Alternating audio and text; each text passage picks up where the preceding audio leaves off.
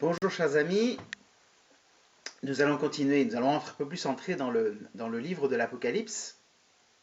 On est vraiment au tout début, donc je vous ai dit que l'Apocalypse, pour rentrer dans l'Apocalypse, il faut vraiment être pris dans la vision. Voilà, ce que nous donne Saint Jean, c'est d'abord une vision, avec un rêve, avec tout ce que ça a à la fois d'étonnant, de bizarrement construit, et en même temps, c'est au travers de ça, c'est dans les rêves que Dieu nous parle.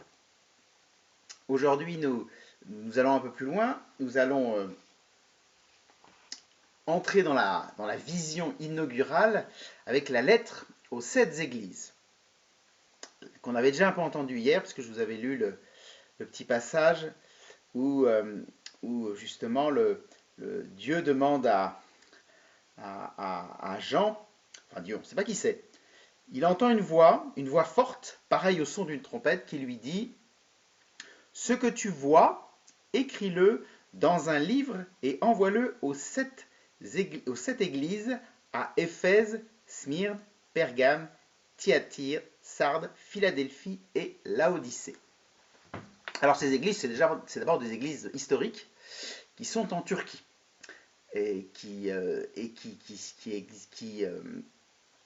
quand on regarde la carte de Turquie, en fait en partant de la côte, on peut faire un petit circuit qui part d'Éphèse et qui fait ainsi ces villes dans un ordre assez logique jusqu'à Laodicée. Donc il y a aussi une raison assez pratique. Voilà, cette vision, elle est destinée à ces fameuses églises auquel le message est envoyé. Mais bon, 7, c'est aussi un chiffre symbolique, donc il faut aussi prendre ces églises, non pas dans le sens des églises proprement historiques qui ont existé, mais aussi dans ce sens de toutes les églises. Voilà. Je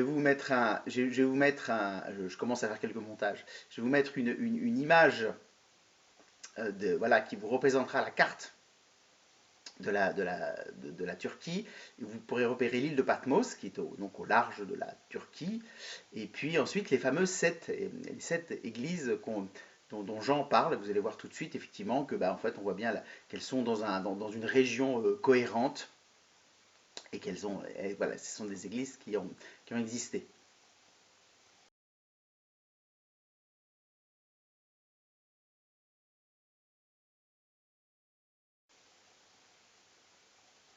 Voilà, c'était la petite carte pour vous présenter un peu les lieux, mais ce que je vous ai dit aussi, le chiffre 7 renvoie aussi à quelque chose de symbolique, c'est aussi à toutes les églises répandues dans le monde que Jean s'adresse, et donc aussi aux églises qui sont les églises que nous habitons. Quand on dit église, mais je reviendrai là-dessus, le lieu où l'évêque réside. L'église, c'est toujours là où un successeur des apôtres a l'autorité et ainsi rend manifeste l'Église du Christ. Mais avant de se lancer dans l'histoire d'Église, il y a quand même une question qu'on va se poser, c'est, il y a Jean qui entend une voix, qui parle? Et la suite du récit nous présente un peu qui va nous parler qui va envoyer une lettre à cette église, qui est celui-là qui lui parle. Alors évidemment, on peut peut-être avoir une idée assez précise sur qui est en train de parler, mais ça vaut peut-être le coup de le lire un peu. Et donc Jean dit, je me retournai pour regarder quelle était cette voix qui me parlait. M'étant retourné, j'ai vu 7 chandeliers d'or. Au milieu des chandeliers, un être qui semblait un fils d'homme, revêtu d'une longue tunique, une ceinture d'or à hauteur de poitrine. Sa tête et ses cheveux étaient blancs comme la laine blanche, comme la neige, et ses yeux comme une flamme ardente. Ses pieds semblaient d'un bronze précieux affiné au creuset, et sa voix était comme la voix des grandes eaux. Il avait dans la main droite 7 étoiles, et de sa bouche sortait un glaive acéré à 2 tranchants. Son visage brillait comme brille le soleil dans sa puissance. Là, il y a quelques petits indices pour savoir un peu, mais en fait, qui est en train de s'adresser à Jean.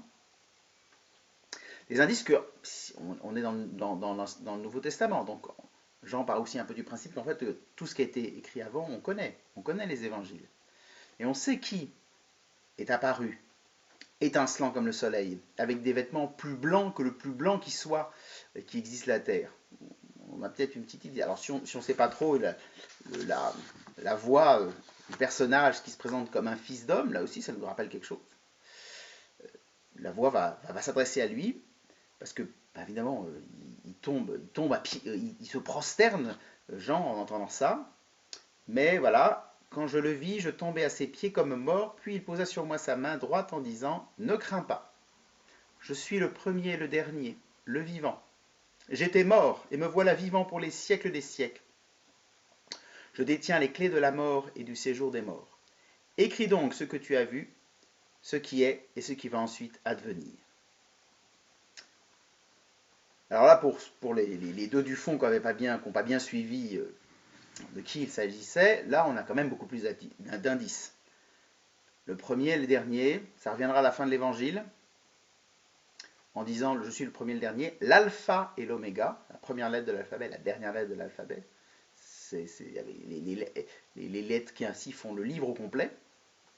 Et puis surtout, j'étais mort et me voilà vivant pour les siècles des siècles. Là c'est transparent, c'est Jésus qui parle. Un Jésus qu'on n'a pas tellement l'habitude de voir parce que c'est Jésus, c'est le Fils d'homme.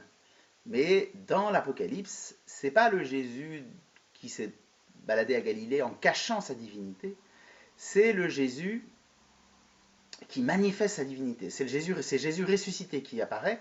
Et Jésus ressuscité, on voit bien dans la transfiguration, il montre tout d'un coup sa divinité, mais ça passe très vite.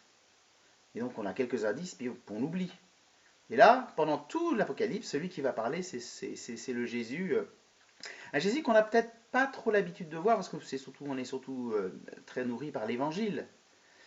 Mais Jésus qui en fait manifeste son identité intérieure, c'est-à-dire le premier et le dernier, celui qui détient les clés de la mort et du séjour des morts. Il est le puissant, le puissant et le souverain, celui que dans la tradition grecque on appelle le pantocrator, celui qui a tout créé, celui qui gouverne tout. Car celui qui gouverne tout, celui qui a tout créé, c'est le Fils éternel de Dieu. En lui, tout a été fait, tout existe par lui. C'est la parole de Dieu, donc son Fils qui a créé le monde. Et donc, on découvre que le Jésus qui est venu parmi nous est ainsi cette parole éternelle de Dieu qui vient à nous.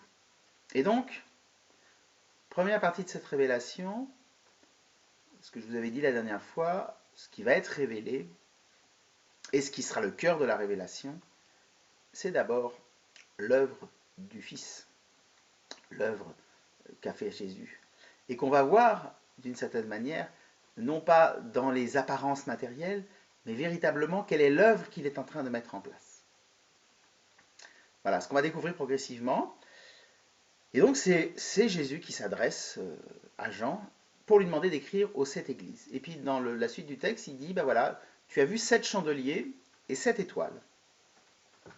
Eh bien, les 7 chandeliers, ce sont les 7 églises,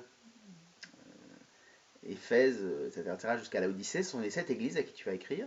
Voilà, c'est ça que ça représente. Les églises, elles sont devant moi. Voilà, et les 7 étoiles représentent, c'est dit là-dedans, les 7 étoiles sont les anges des 7 églises. Alors ça peut être l'ange protecteur de l'église, mais ça peut être aussi, les deux interprétations sont possibles d'ailleurs en même temps, ça peut être aussi celui qui a la responsabilité, qui est l'ange gardien de cette église, qui est l'évêque de cette église. Il y a une possibilité d'interprétation de ces anges gardiens de l'église comme étant l'évêque qui reçoit d'une certaine manière une mission particulière et donc dont l'ange associé à l'évêque a la mission de protéger et d'aider celui qui va faire grandir et avancer l'église. Donc voilà, donc c'est les 7 anges, les 7 étoiles qui représentent les anges, c'est aussi l'évêque. Tout ça pour vous rappeler effectivement qu'on parle d'église quand il y a l'évêque. C'est l'évêque qui manifeste l'église. C'est l'union autour de l'évêque qui manifeste la réalité de l'église locale. Et donc, nous, pour notre diocèse de Versailles, eh bien, c'est uni à notre évêque, Monseigneur Éric Aumonier, qui d'une certaine manière est notre bon ange, notre ange gardien, qui veille sur nous, qui est le ferment visible, le signe visible de l'Église du Christ qui est présente dans les Yvelines et dont nos petites paroisses sont des éléments, des membres, mais ne sont que des parties. La totalité de l'Église du Christ, de tout ce qu'elle porte, elle est dans l'Église diocésaine, donc chacun d'entre nous unis autour de l'évêque et l'évêque lui-même uni au pape, formant l'Église universelle. Alors, c'est toujours bien d'entendre ça, c'est pour ça que vous entendez à un moment que dans la prière eucharistique on prie pour le pape, comme signe visible de l'unicité et de l'unité de l'Église, mais on prie tout de suite après pour notre évêque. D'une certaine manière, notre évêque, son seul responsable, le seul à qui finalement il doit rendre des comptes, c'est Pierre, donc c'est le pape à Rome. Il n'y a pas de réalité nationale. Il ne faut jamais perdre ça de vue. Il n'y a pas de réalité nationale dans l'Église. Alors il est bon, on a vu ça récemment, le président Macron a convoqué les responsables des églises, et donc il y a Monseigneur Éric de Boulin-Beaufort comme président de la conférence épiscopale qui était là, mais son rôle n'est qu'un rôle de coordination. Voilà, pour parler un peu avec le langage politique, voilà, il est comme un Premier ministre, et un Premier ministre n'est que le premier des ministres. Donc il y a une espèce d'égalité totale. Et donc voilà, donc il y a un rôle de coordination, mais il n'a absolument pas un rôle d'autorité. Il n'est pas le chef de l'Église en France, parce que l'Église en France, en fait, ça n'existe pas. Il existe l'Église dans les Yvelines, dans la Haute-Seine, à Paris, dans le Finistère, dans la Loire-Atlantique, en Corse. Je crois qu'il y a même 2 diocèses en Corse, donc il y a Corse du Nord et Corse du Sud. Donc voilà, ça c'est les églises. Mais l'Église nationale, ça n'existe pas. Les réalités nationales, elles sont propres aux réalités de la terre. Et l'Église ne copie pas les réalités temporelles. Voilà, les nations, les États-nations, c'est des réalités très particulières, héritées un peu de l'histoire et aussi de la spiritualité chrétienne. Mais il n'y a pas d'équivalence dans l'Église. Ça c'est important de comprendre ça et de saisir ça. Ça n'empêche pas effectivement que, à cause de notre culture, il y a quelque chose de l'Église, il y a quelque chose de l'esprit français qui est un peu présent dans toutes nos églises locales, mais il n'y a pas d'église nationale. Voilà. Et donc voilà, donc là c'est pareil. Vous allez voir, si vous avez vu la carte, ça représente la Turquie, enfin, ce qui n'était pas encore la Turquie, ce qui est l'Asie. À l'époque, l'Anatolie, je me rappelle si je me souviens bien, ce qui représente l'Anatolie à l'époque, et ben voilà, ces 7 églises-là sont indépendantes les unes des autres, mais vivent ensemble et cherchent à vivre de la communion. Voilà. Et nous y verrons demain, plus brièvement, parce que l'Apocalypse c'est un peu long, donc je ne peux pas non plus m'attarder trop, mais nous verrons voilà, le discours de celui qui est ce Christ créateur, ce Christ puissant, ce Christ qui a vaincu la mort, qui est le premier et le dernier, le vivant, voilà, par excellence. Voilà ce qu'il veut dire à ces églises-là, et par-delà ça, ce qu'il nous dit à chacun d'entre nous pour notre vie spirituelle. Voilà, chers amis, que le Seigneur Tout-Puissant vous bénisse, qu'il vous garde dans son amour pendant tout ce temps de Pâques, et je vous dis à demain.